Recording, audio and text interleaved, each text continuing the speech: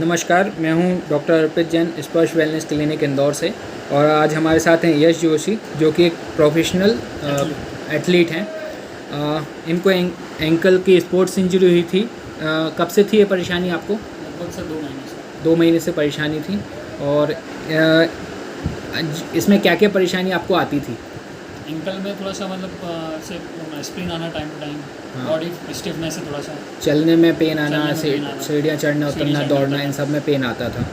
ठीक है, अब कैसी है परेशानी? अब क्या बहुत बोलते हो? फर्क है सर। कैसा फ़र्क है, कितना परसेंट? अच्छा हो गया, सिर्फ मतलब बिल्कुल ही फर्क हो गया, खत्म हो गया। बिल्कुल ठीक है। ठीक है, कुछ यहाँ का पता कैसे चला था आपको?